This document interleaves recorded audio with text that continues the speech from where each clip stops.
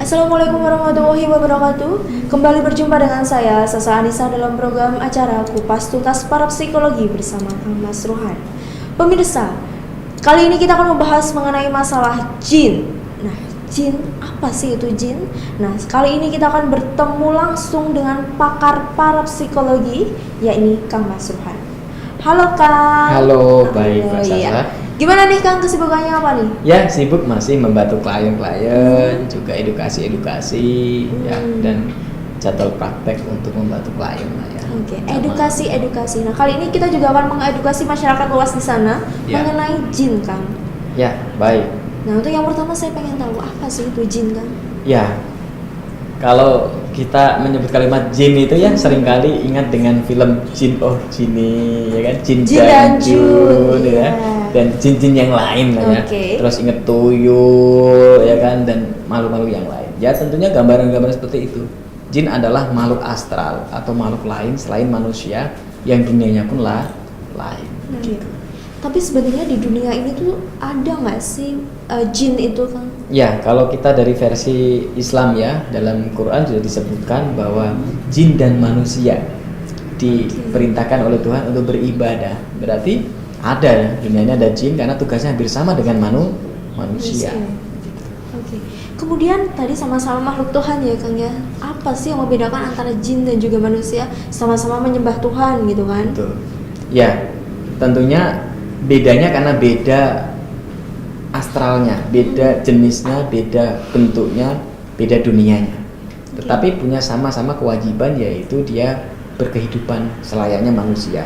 Ada kewajiban untuk sosial, ada kewajiban untuk membantu yang lain, juga ada kewajiban untuk beribadah kepada Sang Pencipta.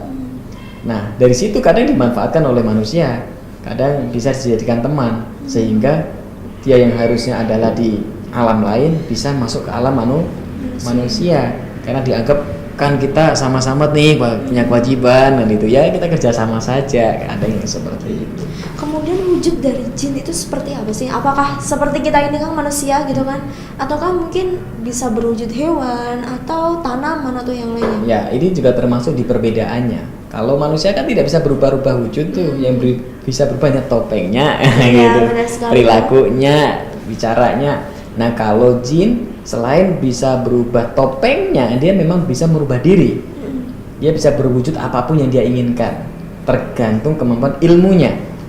Ada jin yang bisa merubah seperti manusia, persis seperti siapa. Ada yang berubah jadi hewan, ada yang berubah jadi udara, ada yang berubah jadi makhluk yang lain yang menyeramkan. Jadi jin itu bisa bermacam-macam perubahan. Termasuk di benda mati, Kang? Bisa. Dia bisa masuk ke benda mati ya, bukan jadi benda mati tapi dia bisa masuk ke benda mati gitu. Jadi ini perbedaannya, karena memang dia bisa merubah dirinya jadi apapun sesuai kadar ilmunya. Ada yang bisa hanya berubah berapa kali saja atau berapa jenis saja, tapi yang ilmunya semakin tinggi kayak seperti manusia lah, dia bisa lebih berbagai macam ragam. Namun ada beberapa orang ahli yang menyatakan ada seseorang yang tidak bisa ditiru, yaitu Nabi Muhammad SAW atau orang alim. Jadi jin tidak bisa berubah jadi nabi atau jadi orang alim. Ada juga yang menyebutkan jin tidak bisa pakai sorban, karena ini sorban adalah kebiasaan orang alim. Ada yang begitu. Misalkan nih ada jin datang bilang bahwa ini contohnya adalah ceritanya Syekh Abdul Qadir Jailani. Syekh Abdul Qadir di saat beliau zikir ya, tawasul, zikir, munajat kepada Allah, tiba-tiba jin itu datang. Jin datang, ini jin yang sakti, ini jin yang hebat, ini bisa ngomong langsung dengan Syekh Abdul Qadir Jailani. Dia mau ngomong begini, wahai Syekh Abdul Qadir Jailani, aku diperintahkan oleh Allah, aku adalah malaikat. Segala yang haram untuk umat dihalalkan hanya untuk kamu.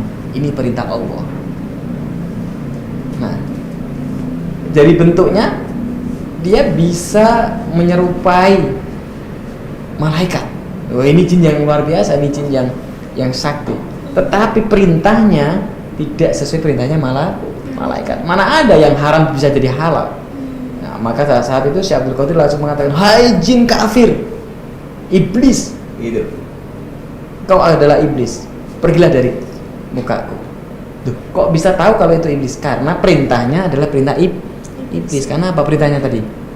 Ya tadi. Ya, yang halal jadi yang haram jadi halal. Mana ada hukum Allah atau hukum alam ini yang haram tiba-tiba jadi halal, atau yang Ada, buruk Kang. jadi tidak jadi Ada. baik. Kalau misalnya belum menikah itu kan haram ya Kang ya. Kalau udah nikah jadi halal kan. Nah, itu kan bukan larangan, sunnah justru. Oke, sunnah ya, Kang. Misalkan begini, di dalam hukum kita membunuh itu kan di penjara. Ya, mana ada tiba-tiba peraturan negara berubah Jadi diperbolehkan untuk membunuh. saling ya, Kang, membunuh ya? kalau bukan urusan perang kan gitu. Perang pun ya dibunuh karena apa dalam Membela, kondisi ya. membela kan gitu. Paham ya guys? Paham ya, Seperti oke. itu.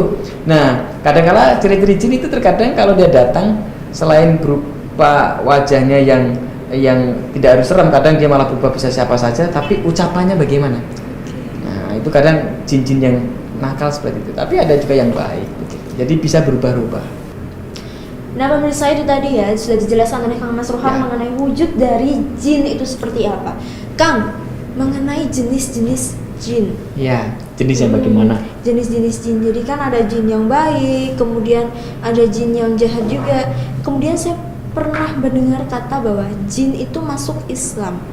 Nah, apakah jin juga memiliki agama, Kang? Iya, jadi jin itu usianya jauh relatif lebih banyak daripada manusia. Ada yang sampai ribuan tahun. Oke. Makanya jin itu juga mengalami berbagai agama, berbagai keyakinan seperti zamannya para nabi, seperti manusia. Manusia ya. Ada yang dilahirkan dari jin muslim, kalau dia mengimani orang tuanya maka dia juga ikut muslim, mirip seperti manusia.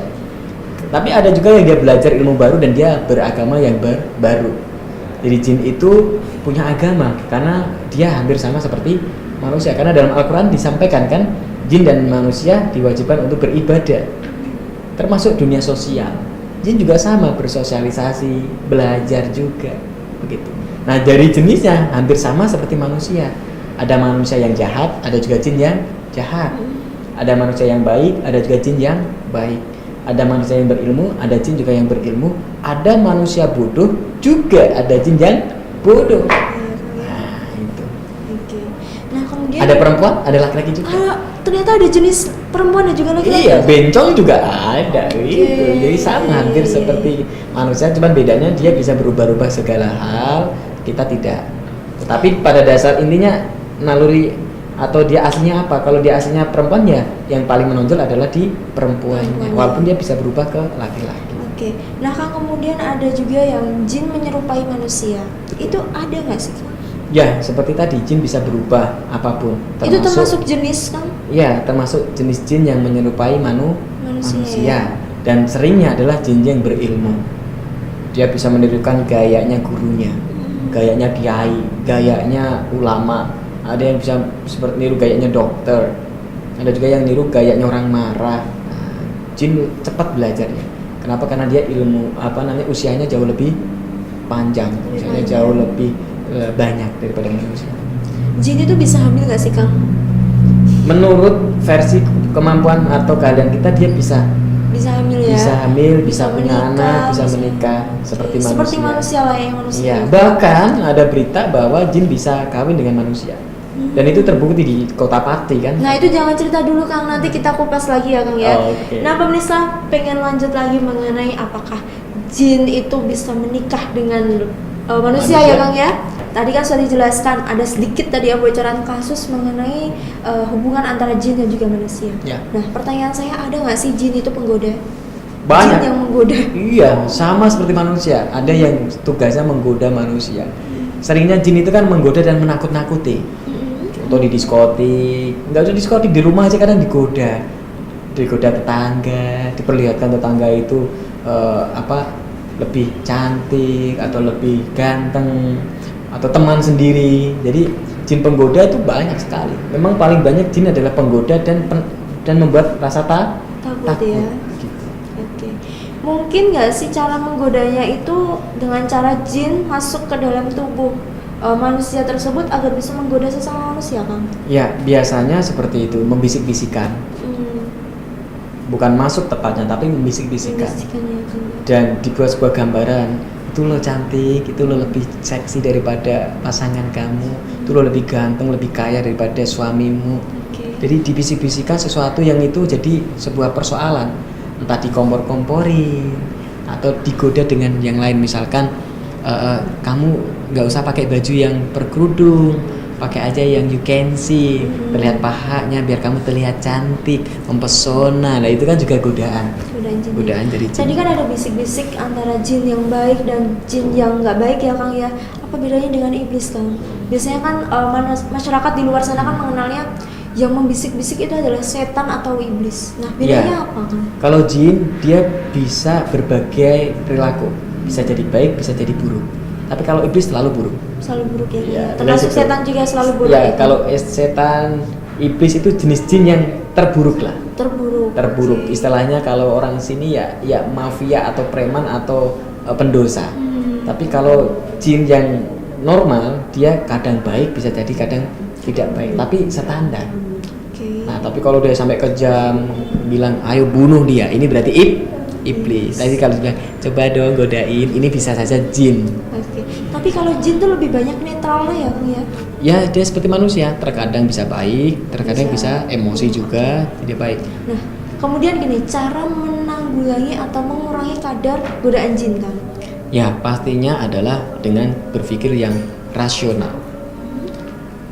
Itu cara berpikir yang sangat gampang, kita belajar rasional. Yang kedua tentunya menambah iman. Iman kita ditingkatkan, iman kita kepada Tuhan yang Maha Kuasa, banyak berdoa, banyak zikir. Dan yang terakhir ada sarana-sarana yang supaya tidak terkena gangguan jin, jimat, atau benda-benda tertentu. Termasuk yang doa dan amalan. Doa-doa amalan itu yang jadi doakan, yang mengandung energi-energi yang ditakuti oleh jin.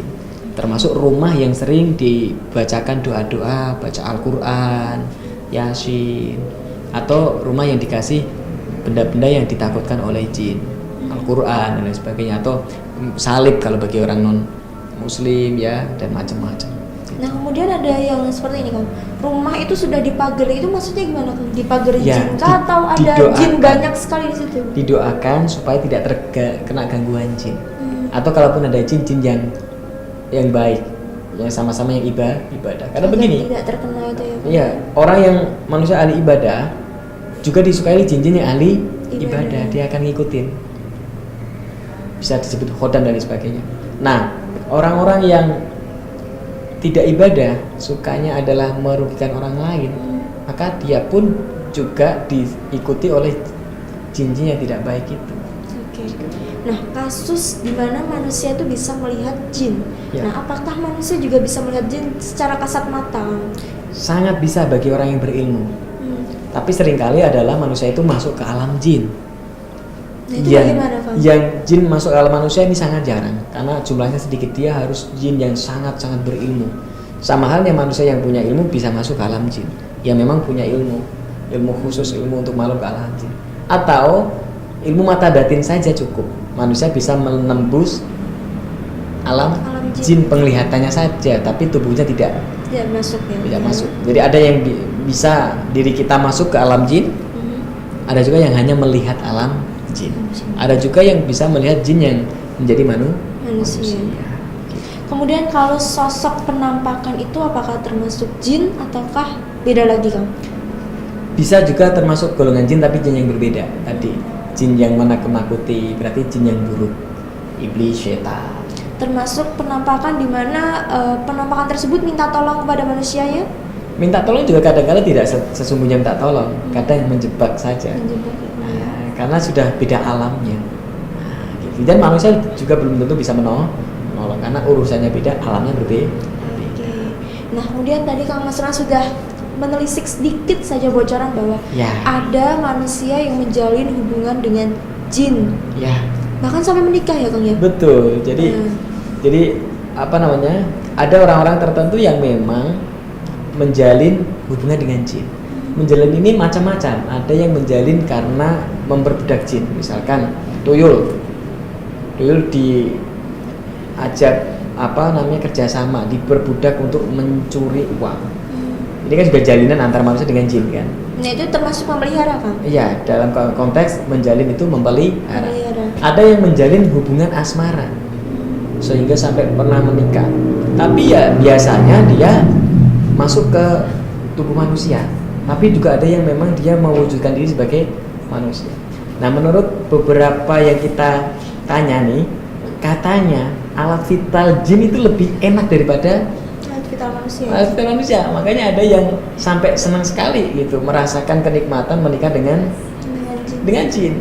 Karena ada yang saya tanya dari daerah Pati itu gitu. Ceritanya alat vitalnya perempuan si jin ini lebih enak gitu. Mungkin kamu Mas Ruhan tertarik untuk menikah dengan jin? Tidak lah. Itu ada yang seperti itu. Okay. Tapi juga ada yang malah jadi sesat begitu. Karena dia tidak butuh manusia lagi. Ya, dan dia suka dengan jin, alam jin, meyakini jin, dan itu juga tidak bagus. Nah, itu gimana dong Kang? Kalau sudah menikah kemudian bahkan mungkin sampai hamil, itu bisa kan? Ya, dan itu jadi resiko gitu. Dan alamnya beda. Terkadang akan jadi tidak baik, tidak. Kemudian anak yang dilahirkan gimana tuh Bang? Mungkin ya, masyarakat di luar sana juga pasti penasaran kenapa bisa ada manusia itu menikah dengan jin. Kemudian anaknya bagaimana? Apakah menyerupai manusia? Apakah menyerupai jin? Atau malah di tengah-tengah ya kan? Seperti genetik manusia, mana yang paling dominan? Ya, dan di Pati pernah kejadian seperti itu, tapi tidak kuat lama ya meninggal.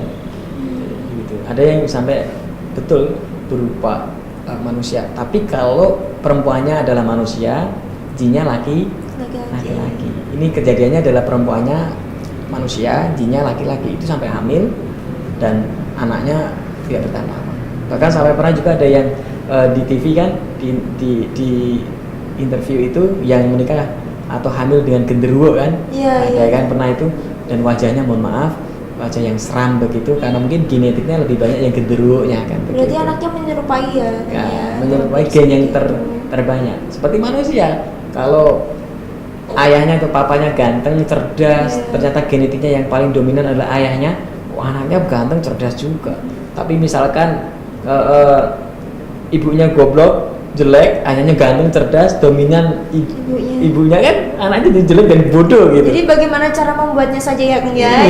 Yang saya tarik kesimpulannya. Iya, genetik yang muncul di saat orgasme itu mana gitu kan. Nah, tadi kan mengenai hubungan antara jin dan manusia. Sebenarnya apa sih Kang yang menarik jin untuk tertarik dengan manusia? Sebenarnya hampir semua jin itu ingin sekali hidup dengan manusia.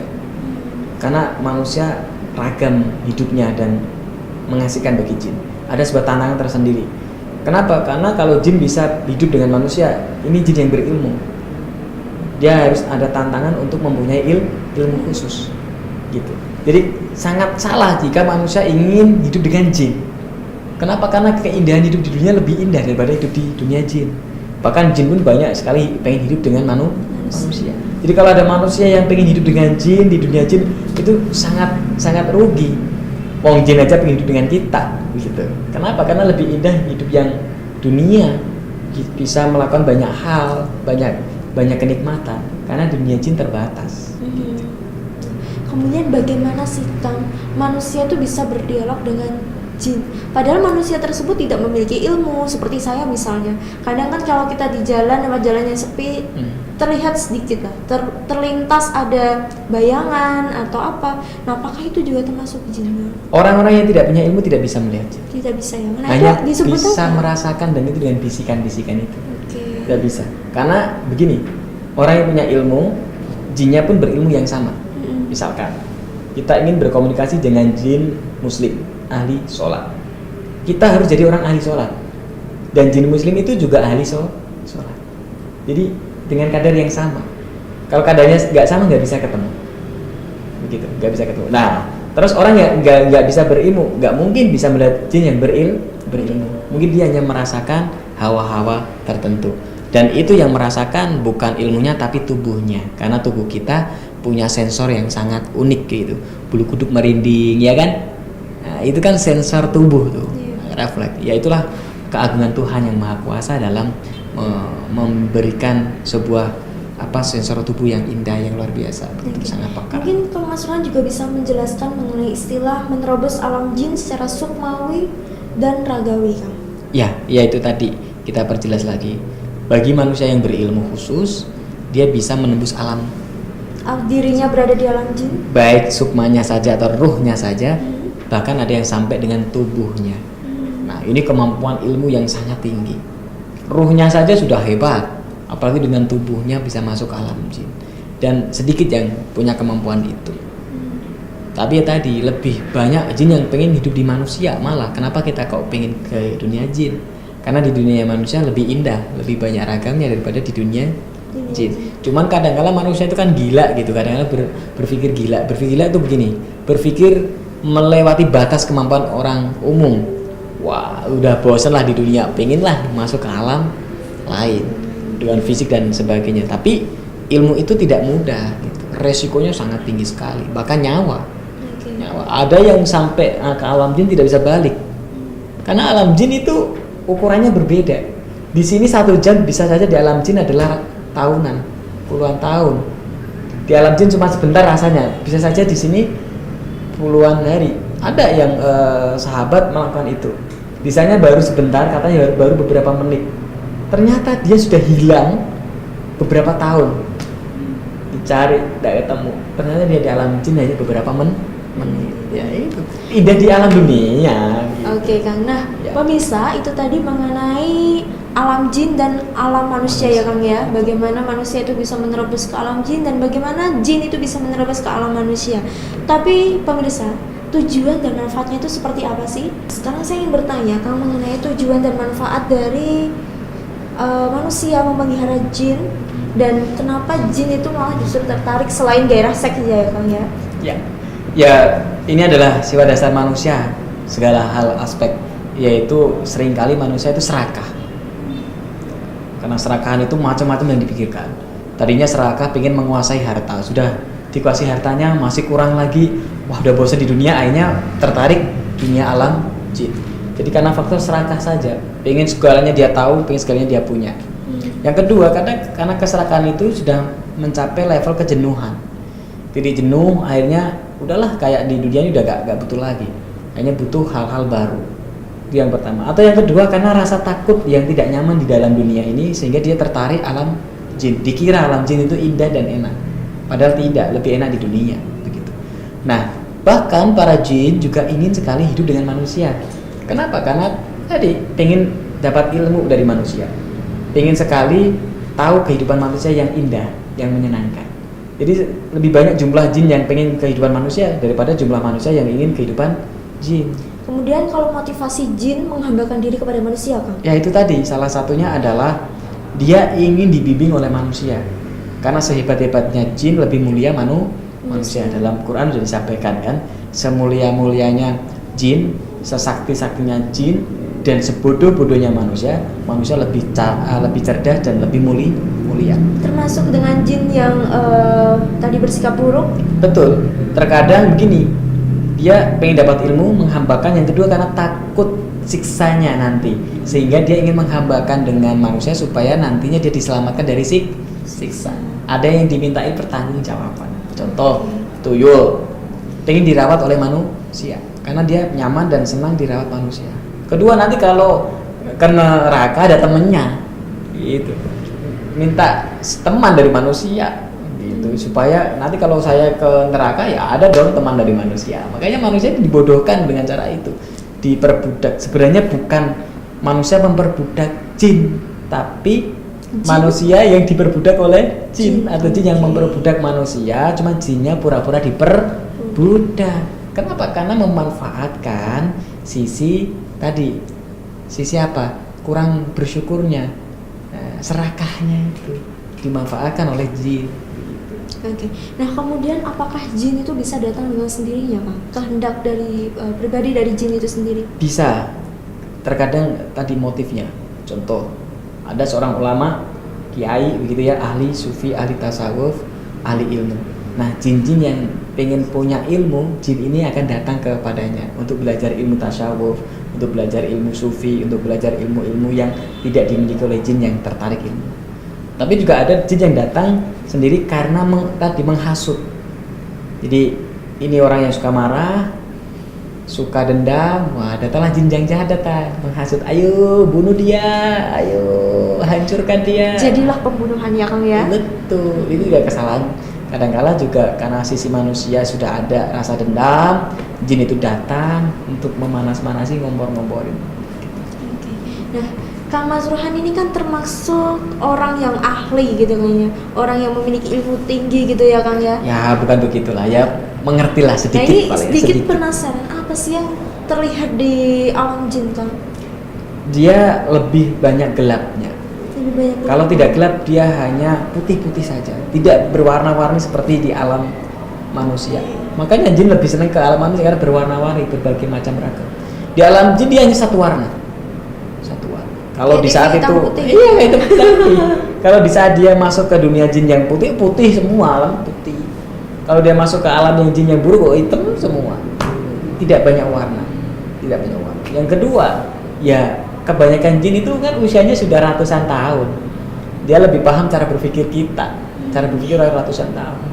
Tetapi walaupun begitu banyak yang bodoh juga jin itu. Kenapa? Karena tidak semua jin suka belajar. Lebih indah manusia, karena manusia banyak yang suka belajar hal baru. Apakah mereka juga ada sekolah, memasak? Ada. Ada juga yang Ada, kursi, tapi meja ya pun itu ada yang peminat untuk belajarnya hanya jin-jin tertentu.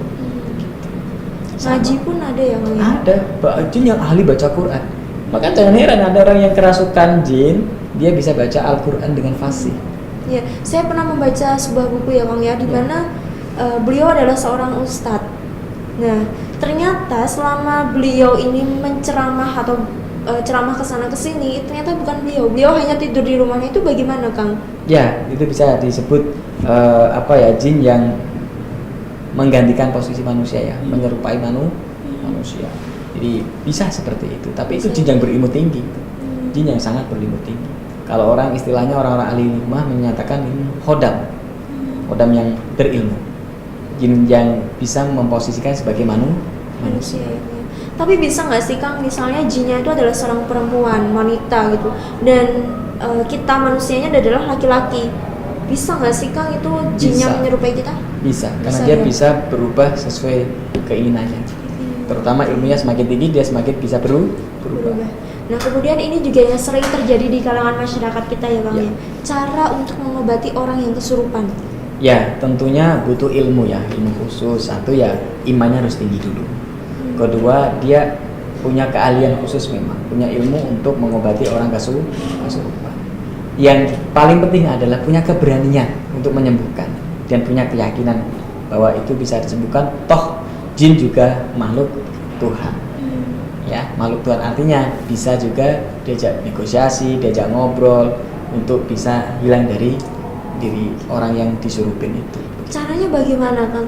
Misalkan lah, dia ahli zikir ilmu atau bacaan Yasin. Udah bacakan dengan Yasin, terus kasih minum, sadarkan. Yang penting kalau orang kesurupan jangan dilihat oleh banyak orang, disendirikan. Karena jin juga suka diperhatikan oleh manusia. Di saat dia dikerumuni banyak orang, wah seneng dia. Yang kedua, kadang orang yang lihat itu di saat pikirannya kosong gantian kena juga dia masuki jin yang lain atau dia pindah ke situ. Makanya kalau ada orang kesurupan, satu langkahnya disendirikan, jangan dilihat banyak orang, satu atau dua orang aja. Yang kedua, disadarkan aja, dikejutkan jantungnya, misalkan dipencet di sini nih.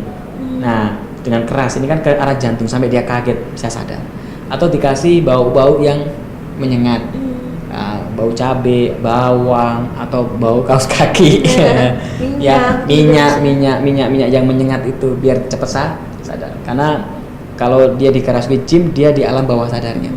Terus yang ketiga, sambil bacakan doa khusus ya, misalkan apa yang didawamkan. Kalau yang diistiqomahkan Anda adalah ayat kursi, bacakan ayat kursi. Nah, orang yang berilmu dia punya bacaan khusus memang, dan punya cara khusus. Dan kadang orang yang berilmu itu tanpa baca apa-apa jinnya sudah takut. Kenapa? Karena yang datang orang yang berilmu lebih tinggi. Jadi energinya dia dirasakan. Waduh, ini syekh nih yang datang, atau wah kan masuran yang datang, takut dia, udah takut sendiri. Terkadang sampai seperti itu. Cara yang paling sederhana Kang untuk mengobati orang yang kerasukan, misalnya dipijit selain yang di sini Kang, Ya, ada nggak sih yang lain? Pertama dipijit sini, yang kedua tadi adalah dikasih bau-bau yang menyengat. Selain dipijit yang di sini Kang, ada tempat-tempat tertentu di badan? Boleh di jempol kaki. kaki, terus atau mungkin tempat-tempat yang sensitif lah ya, sensitif. begitu. Terus tadi dikasih bau-bauan, terus disiram air juga bangun. Gitu, siram air bangun. Itu Atau yang paling sedikit terakhir biarkan saja Nanti sadar sendiri. Itu taruh di ruangan, dikunci aja, yang ruangan itu kosong, tidak ada apa-apa, nanti sadar sendiri. Ya kayak anak kecil yang nangis pengen mainan itu. Kalau capek juga sadar sendiri, karena energinya sudah terkuras. Capek juga sadar sendiri. Efeknya bagi manusia, Kang, untuk manusia yang kerasukan? Ya tentunya tidak nyaman kan, karena dia di luar kendali. Yang kedua ya tentunya ini orang-orang seperti ini biasanya ya karena mereka yang kosong pikirannya, ya harus ditingkatkan imannya.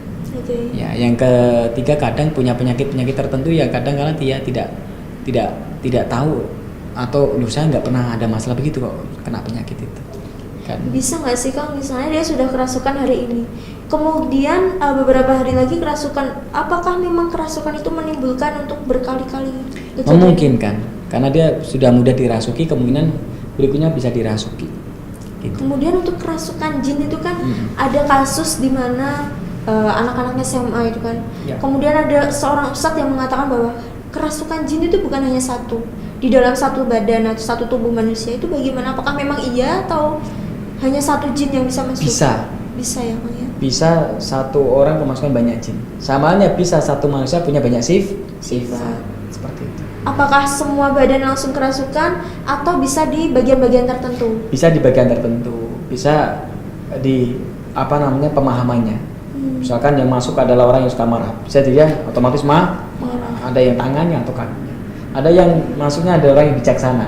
Nah, bisa dia berkata yang bijaksana.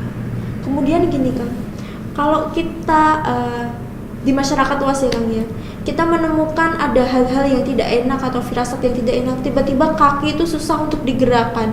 Kemudian ada yang bilang bahwa itu sudah kerasukan jin itu di kakinya. Nah, itu apa memang benar Kang? Ada yang itu betul, ada yang tidak juga. Tergantung, bisa saja kram kakinya atau dia kena stroke.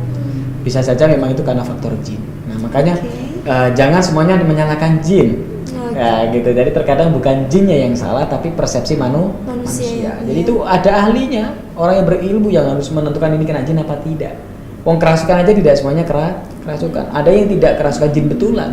Ada yang karena itu persoalan pikiran bawah sadarnya atau pikiran sendiri yang membuat seperti itu. Kayak tadi anak kecil yang nangis, teriak-teriak, begitu rasa takut yang menjerit, itu terkadang bukan jin juga. Jadi jangan semuanya salahkan jin, karena terkadang bukan ke faktor jin, tapi karena faktor pribadi manusia itu sendiri. Berdialog dengan jin sebenarnya itu lebih ke arah yang positif atau negatif?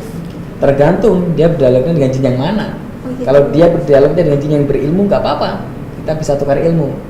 Tapi kalau nilai lebih dan kurang ya Kang? Ya tentu lebih banyak resikonya daripada positifnya. Karena apa? Manusia banyak dialog aja sama manusia kan, dialog sama orang pinter, dialog sama orang yang sukses, dialog sama orang yang punya wawasan luas, itu lebih indah daripada jin. Karena kalau berdialog dengan jin, ya namanya jin juga mirip dengan manusia. Kadang bisa bohong juga, kadang bisa sok pinter juga, kadang juga dia bodoh begitu. Jadi tujuannya berdialog untuk apa kan? Gitu. Ini juga perlu dipahami dengan betul. Tujuannya apa? Satu lagi Kang, saran untuk pemirsa yang memiliki atau memelihara jin Kang. Atau yang pengen memelihara jin itu juga bisa jadi Kang. Ya, baik, ini saran untuk pemirsa bagi yang berhubungan dengan jin begitu ya. Yang pertama adalah bagi Anda yang ingin tidak digoda dengan jin, ya pastinya tingkatkan keimanan Anda. Tingkatkan keimanan Anda, terus rasa percaya diri Anda, dan juga fokus terhadap Tuhan yang Maha Kuasa. Yang kedua, bagi Anda yang sudah punya jin, jadilah contoh yang baik, perilaku yang baik, karena jin itu bisa menyesatkan walaupun dia baik. Ya, Anda jadi sombong dan lain sebagainya, maka jadilah orang yang hanya tunggal, yaitu makhluknya Allah Subhanahu wa taala, makhluknya yang Maha Kuasa. Anda punya kewajiban untuk bermasyarakat dengan baik. Dan bagi Anda yang mungkin tertarik dengan jin atau khodam atau sejenis itu, maka baiknya urungkan niat Anda, karena itu tidak betul dan resikonya sangat banyak sekali. Karena nanti di akhirat Anda akan dimintai pertanggungjawabannya. Dan kalaupun memang betul begitu, maka carilah guru yang tepat.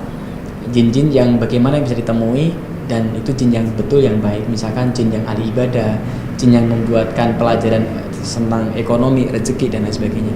Tapi tentunya lebih banyak, lebih manfaat jika Anda berdiskusi dengan manusia, Anda berteman dengan sesama manusia, tapi manusia yang sempurna dalam artian manusia yang berilmu dan berakhlak baik. Itu dari saya, Kang Mas Rohan. Oke, terima kasih Kang Mas Rohan. Nah, pemirsa, itu tadi perbincangan saya Sasanisa bersama dengan Kang Mas Rohan mengenai jin dan juga manusia. Nah, pemirsa, terus saksikan Kupas Tuntas Parapsikologi bersama Kang Mas Rohan hanya di Parapsikologi TV. Saya Sasa Anissa berserta kru pamit. Wassalamualaikum warahmatullahi wabarakatuh. Salam berkah.